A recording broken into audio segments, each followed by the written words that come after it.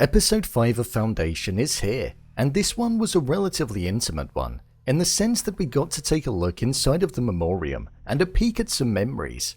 But realistically, we only got 2/3 of the main characters as the arc with Hober Mallow, Brother Constance and Polly was put on hold, with there being a massive revelation that ties the group of people at the end of the episode to what Gaal saw in her vision.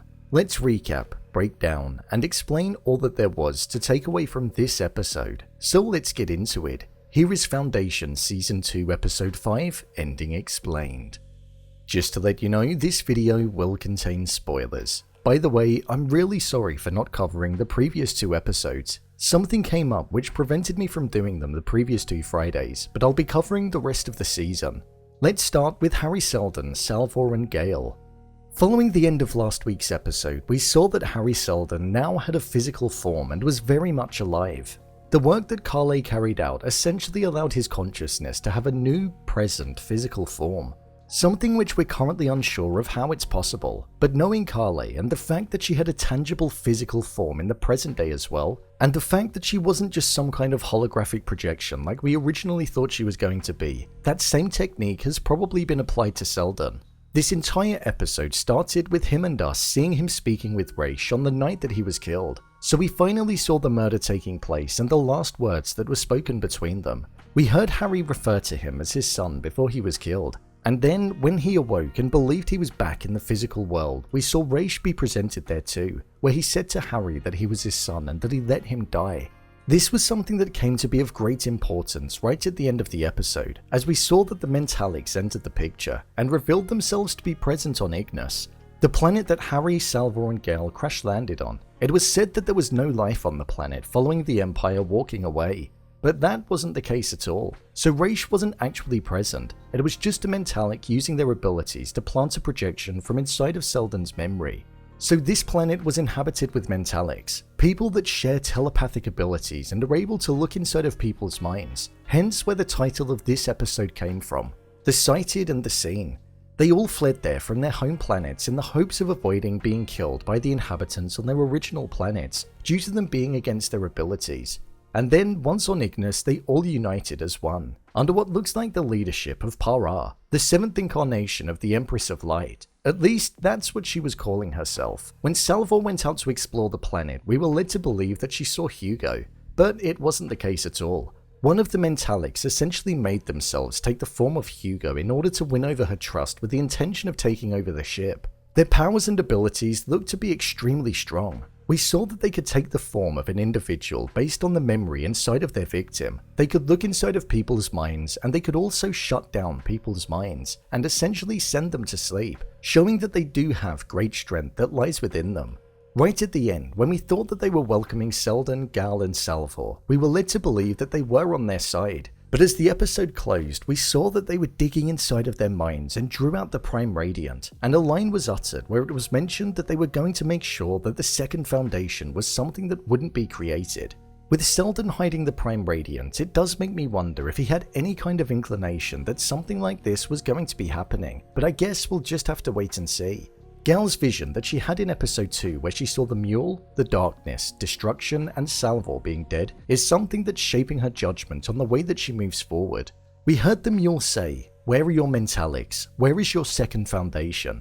So we were led to believe that they were Gaal's warriors. But with what we had at the end of this episode, what if Gaal, Harry and Salvor are going to be unsuccessful in creating this second foundation and getting the Mentalics on their side before the mule makes its appearance? As I feel that line could well be interpreted in that way too.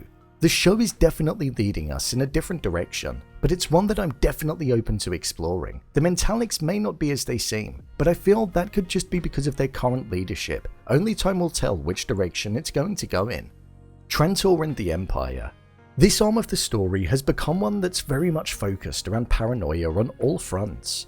Queen Sareth, Brother Day, and also Dusk and Dawn. Whether it be the assassination attempt from the Blind Angels on Day, the investigative work being done by Sareth to find out if Day was involved in the killing of her family, or Dusk and Dawn worrying about their memories being tampered with. Brother Day is very much set on losing the Cleonic reign and going for a more traditional approach when it comes to ruling an empire. This is something that we're seeing the other two brothers are starting to not like the idea of, due to the fact that they feel as though they're losing the weight of the power that they hold and the respect that they feel that they deserve.